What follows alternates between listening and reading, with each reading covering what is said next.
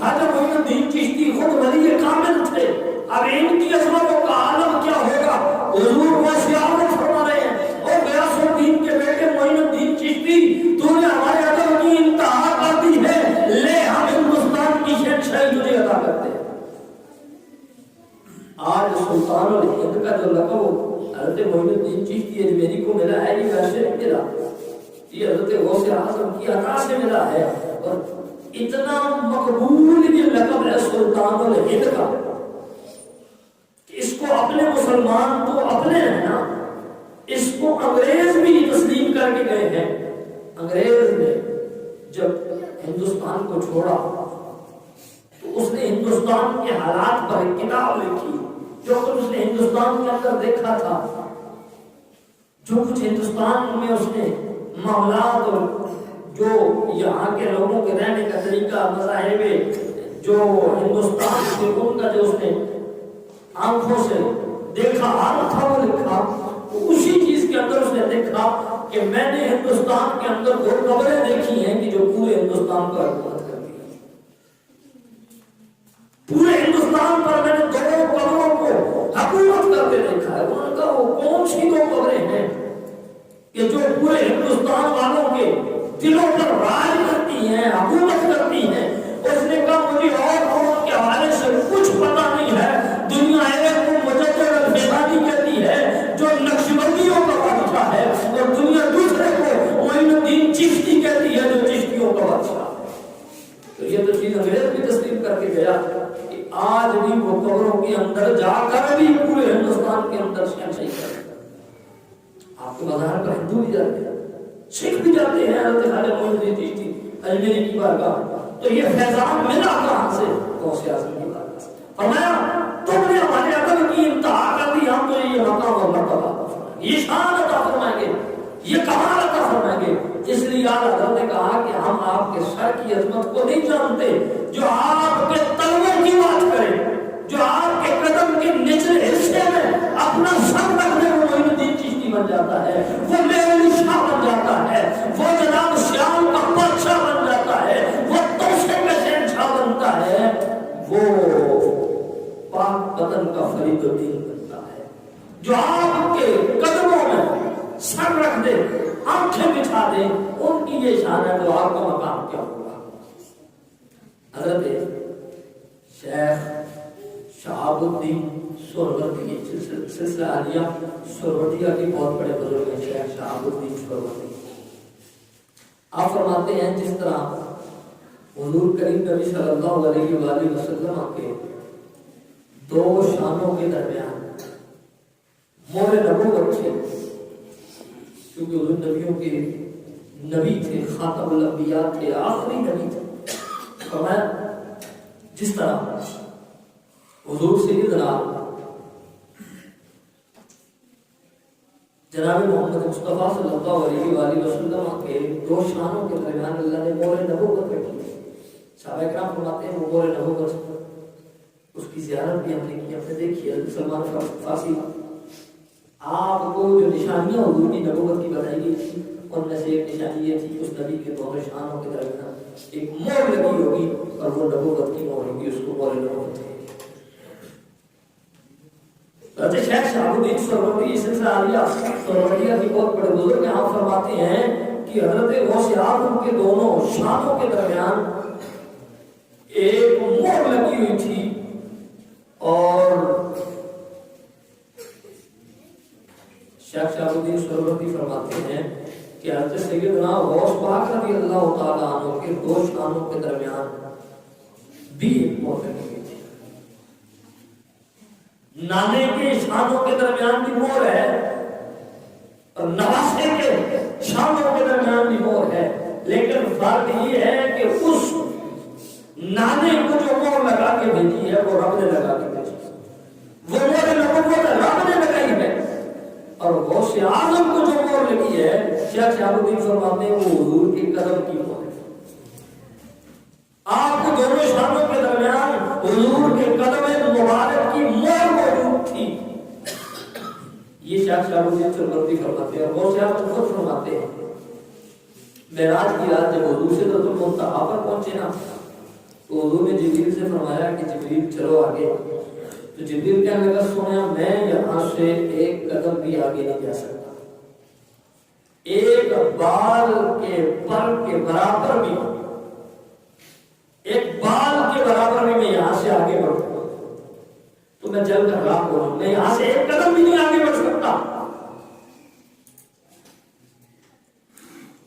حضور وہ سے آپ کو فرماتے ہیں اس وقت جبریل بھی ساتھ چھوڑ گیا, براق جو سواری زمین سے حضور کو آسمانوں تک لے کر آئی تھی وہ بھی ساتھ چھوڑ. جب ساری سواریاں ساتھ چھوڑ گئی, جب جبریل جیسا باقی فرشتے کو پیچھے ساتھ چھوڑتے گئے تھے کیونکہ سب سے مقام بلند جبریل کا تھا.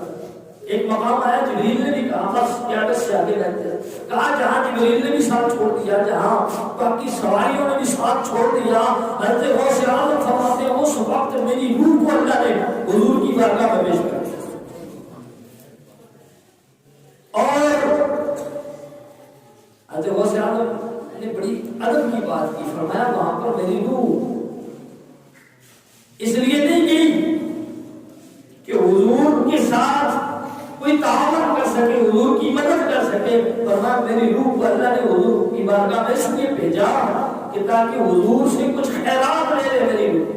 کہتے ہیں اس وقت حضور نے مجھے اس انداز سے نوازا کہ حضور نے میری پشت پر سواری کی, اور حضور مقام کعبہ کو حسین اور ادنا کی مناظر تک حضور تشریف لے گئے. وہ شاید فرماتے ہیں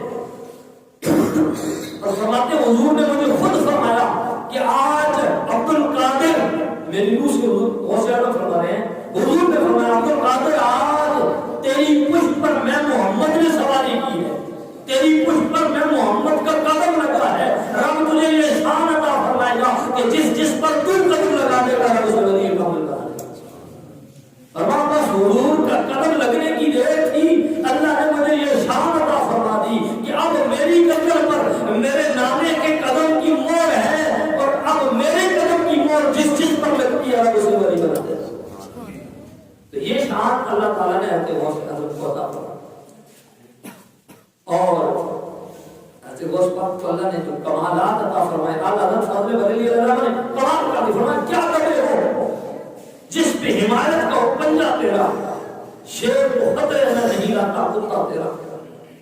فرمایا غوث اعظم اس کو دنیا کی ساری طاقتیں دبانے کی کوشش کریں, سارے دشمن ایک طرف ہو جائیں اور تیرا منگتا ایک طرف ہو, دنیا کے شہنشاہ تیرے منگتے کا کچھ بھی نہیں بگڑا, تیرے نوکر کے, تیرے خادم کی, تیرے غلام کی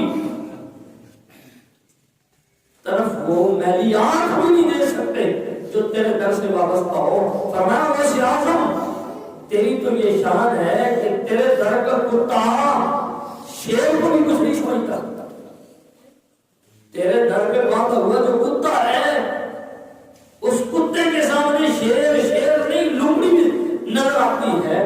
آپ کو اللہ نے یہ شان عطا فرمائی. ایک اللہ کے ولی گزرے جن کا نام ہے احمد زندہ پیر, یہ اللہ کے بہت بڑے ولی گزرے ہیں, اور ان کا یہ طریقہ تھا کہ یہ شیر پر سواری کرتے تھے.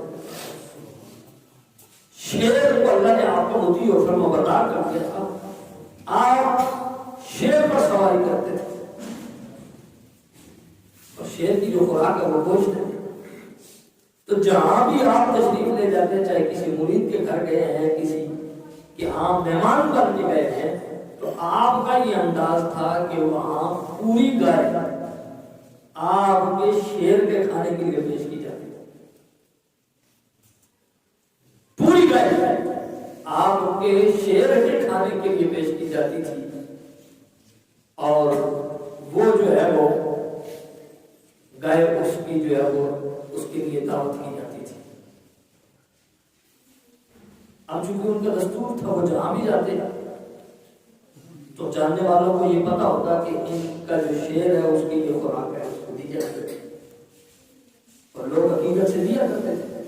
اتفاق ایسا ہوا کہ محمد زندہ پیر اللہ کے ولی شیر پر سواری کر کے غوث اعظم کی بارگاہ میں آ گئے. اب غوث اعظم کو بھی پتا تھا کہ ان کا شیر کیا کھاتا ہے, اس کے شیر کی کیا خوراک ہے. غوث اعظم نے اپنے لنگر کی ایک گائے پیش کر دی ان کے شیر. جب یہ ہوا نا تو غوث اعظم کے در پر ایک کتا بیٹھتا تھا. وہ آپ کے دربار میں بیٹھنے والا ایک کتا تھا. تو وہ کتا اس نے دیکھا کہ غوث اعظم کی گائے کو شیر کھانے لگا ہے. حالانکہ وہ بھی اللہ کے ولی کا شیر تھا. اس نے جب دیکھا تو اس کتے نے اس شیر پر حملہ کر دیا. اور دیکھتے ہی دیکھتے وہ ولی خود دیکھ رہا ہے, غوث اعظم موجود ہے, آپ کی موجودگی میں اس کتے نے اس شیر کو چیر پھاڑ کے پھینک دیا.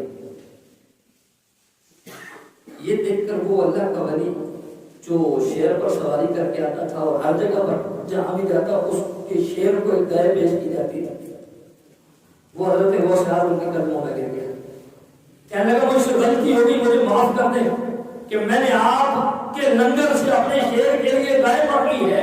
مجھے یہ سمجھ نہیں تھی کہ آپ کے دربار میں بیٹھنے والا کتا بھی عام ولی کے شیر سے طاقتور ہوتا ہے. تو آپ حضرت اسی چیز کو بیان کیا, فرمایا کیا دبے جس پہ حمایت کا ہو پنجہ تیرا, شیر کو خطرے میں نہیں لاتا کتا تیرا. اور میں تیرے دروازے پہ بیٹھنے والا جو کتا ہے اس کو بھی رب نے یہ شانیں دے رکھی ہیں کہ وہ بڑے بڑے شیروں کو بھی کچھ نہیں سمجھتا. بڑے بڑے شیر بھی اس کے آگے ایک لومڑی کی حیثیت رکھتے ہیں. غوث اعظم جو تیرے دربار کا کتا ہے. اور یہ بات آپ کو اس طرح سمجھ آئے گی, آپ کہیں گے یہ کیسے ہو سکتا ہے کہ کتا اتنی شان والا ہو, اور یہ تو غوث اعظم کے دربار میں بیٹھنے والا کتا ہے نا. آپ نے قرآن مجید کے اندر ایک کتے کا ذکر پڑھا ہوگا, اگر پڑھا نہیں ہے تو علماء سے سنا ضرور ہوگا. سورہ کہف کے اندر ایک کتے کا ذکر ہے.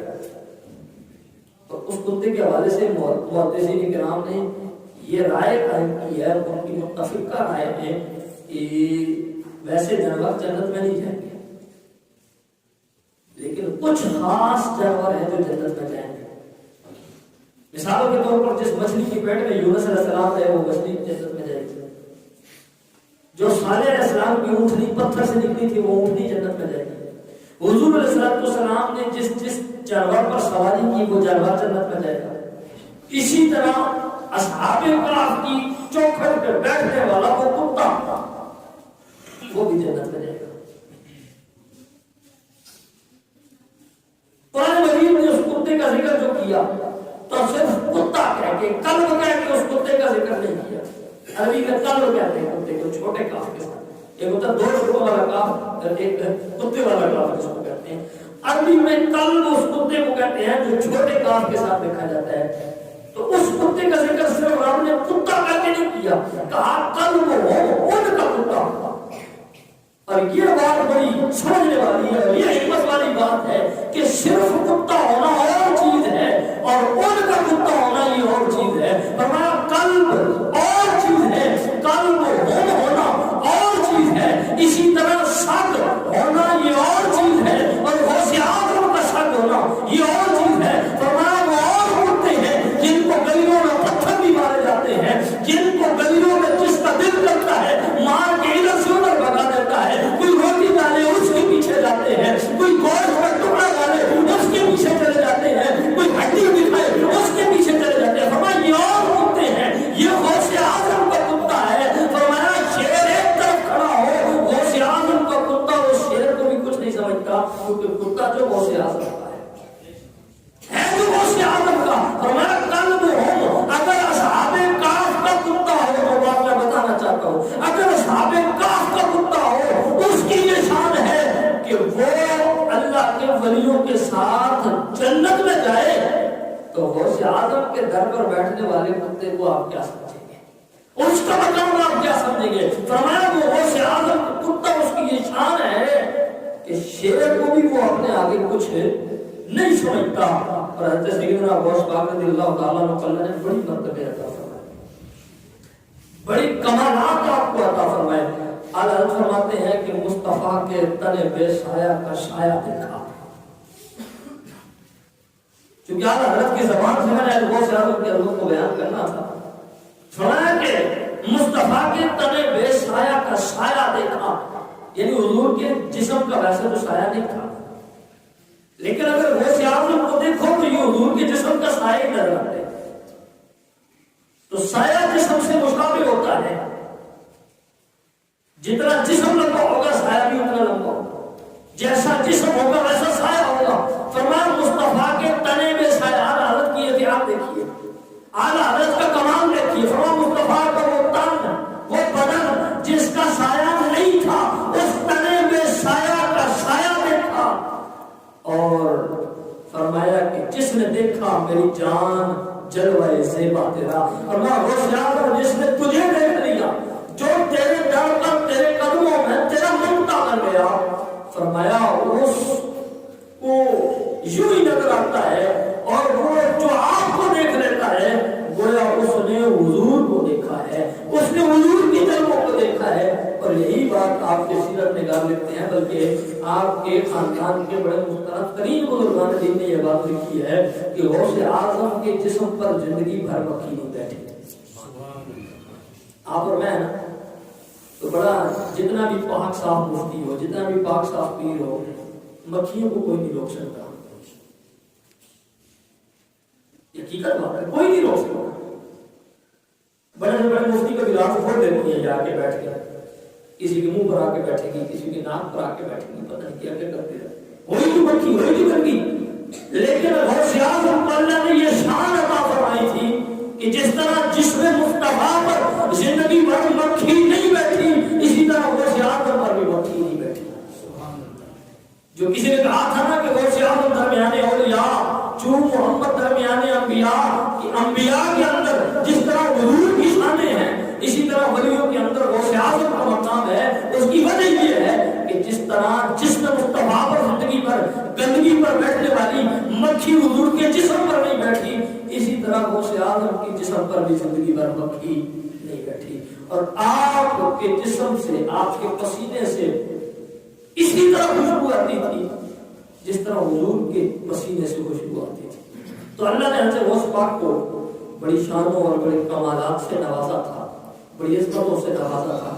تو دعا کریں کہ اللہ تعالیٰ حضور کے تصدق نیک پاک اللہ کے صالح بندوں کی سیرت اور کردار اور تعلیمات کو اپنانے کی توفیق عطا فرمائے. اور جس کے حضور غوث اعظم فرماتے ہیں جو میرا مرید ہو اس کو ڈرنے کی ضرورت نہیں. میرے مرید کے سر پر میرا ہاتھ اس طرح رہتا ہے جس طرح آسمان پر زمین چھائے جاتی ہے. یعنی کوئی جگہ زمین کا حصہ آسمان کے سائے سے خالی نہیں ہے. جس جگہ پر جس کونے میں چلے جائیں, یہاں سے آپ دیکھیں گے کہیں گے کہ وہاں پر آسمان ختم ہو رہا ہے, لیکن وہاں جائیں گے تو پھر آسمان ہوگا زمین نیچے. فرمایا جس طرح پوری زمین آسمان کے سائے کے نیچے ہے, فرمایا اسی طرح میرے مرید کے سر میرے ہاتھ کے سائے کے نیچے ہے. میرے ہاتھوں کا سایہ میرے مرید کے سروں پر ہے. فرمایا میرا مرید جہاں بھی ہوگا اسے میرے ہاتھوں کا سایہ میسر رہے گا. اور کسی نے پوچھا کہ اگر کوئی آپ کا مرید نہ ہو پھر وہ کیا کرے, کیونکہ آپ نے کہا تھا میں اپنے مرید کا ہاتھ پکڑ کر جنت میں داخل کروں گا. فرمایا اگر کوئی آپ کے سلسلے میں مرید نہیں ہے تو کیا کرے. فرمایا اس کے دل میں محبت میری پیدا ہو جائے, دل کے اندر میری محبت پیدا کرنا اس کا کام ہے. قیامت والے دن جنت میں ہاتھ پکڑ کر لے جانا وہ شیخ. اللہ تعالیٰ نے یہ شان کو شان عطا فرمائی. اللہ تعالیٰ حضور کے صدقے کی چیزیں سمجھنے کی عمل کی توفیق